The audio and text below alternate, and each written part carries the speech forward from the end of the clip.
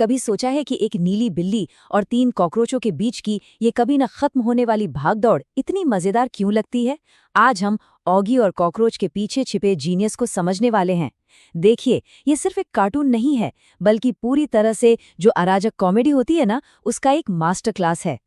तो इस पूरी धमाचौकड़ी के पीछे एक बहुत ही दिलचस्प लेकिन प्रेडिक्टेबल फॉर्मूला छिपा है। हम इसे 5 आसान हिस्सों में तोड़कर समझेंगे। सबसे पहले हम इनके बीच के झगड़े की जड़ को देखेंगे, फिर चलेंगे इनकी विनाशकारी योजनाओं की तरफ, और आखिर में हम उस शानदार कॉमेडी रीसेट की बात करेंगे जो हर बार सब कुछ नए सिरे से शुरू कर देता है। हर एक एपिसोड की जड़ में एक ही लड़ाई है, व्यवस्था बनाम अराजकता। एक तरफ है ऑगी जो बस शांति चाहता है, और दूसरी तरफ है कॉकरोच। खैर, वो तो बस दुनिया को जलते हुए देखना चाहते हैं। और यही बुनियादी टकराव हर कहानी को आगे बढ़ाता है। मतलब, एक तरफ ओगी की एक साधारण शांतिपूर्ण जिंदगी जीने की इच्छा है, और दूसरी तरफ कॉकरोचों का एक ही मिशन है, उस शांति को सबसे मजेदार तरीके से तबाह करना। तो ये संघर्ष असल में दिखता कैसा है? चलिए एक क्लासिक उदाहरण देखते हैं। वजन घटाने की एक ऐसी कोशिश जो पूरी तरह से नाकाम हो जाती है।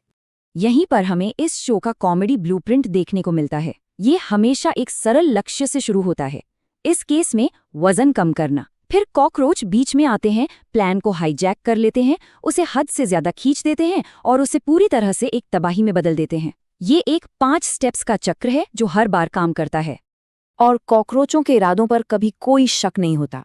जैसा कि वो खुद कहते हैं, उनका लक्ष्य सिर्फ रुकावट डालना नहीं है, बल्कि तीनों की बैंड बजाना है। मतलब, उनकी पूरी तरह से विफलता सुनिश्चित करना। अब शायद कोई सोचे कि ये फॉर्मूला सिर्फ घर की 4 दीवारी के अंदर ही काम करता है, लेकिन क्या होता है जब ये लोग घर से बाहर निकलते हैं? जैसा कि उनकी मुंबई यात्रा से पता चलता है, ये जो अराजकता है ना, ये पूरी तरह से पोर्टेबल है।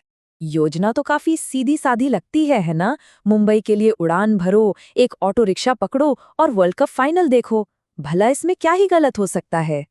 लेकिन ऑगी की दुनिया में योजनाएं तोड़ने के लिए ही बनती हैं। कॉकरोचों की मेहरबानी से एक सीधी सादी यात्रा पूरे मुंबई शहर में एक पागलपन से भरी अराजक भागदौड़ में बदल जाती है।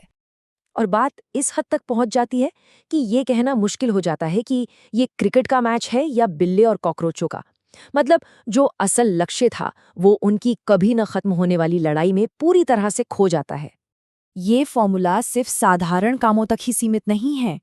ये तब और भी मजेदार हो जाता है जब ऑगी की महत्वाकांक्षाएं थोड़ी बड़ी हो जाती हैं। इस बार ऑगी को महानता के सपने आते हैं। वो सिर्फ एक कलाकार नहीं बनना चाहता, वो ऑगी द विंची बनना चाहता है। और यहीं पर शो का असली जीनियस छिपा है। ऑगी की मेहनत से बनाई गई कला को कोई नहीं पूछता, लेकिन जिस पल कॉकरोच कैनवस को बर्बाद कर देते हैं, उसे एक मास्टरपीस मान लिया जाता है। मतलब, अराजकता ही कला बन जाती है। लेकिन जब ऑगी जानबूझकर उस अराजकता को दोहराने की कोशिश करता है, तो वो जादू खत्म हो जाता है। कला डीलर बिल्कुल भी इम्प्रेस नहीं होता। ये एक बहुत जरूरी सबक है।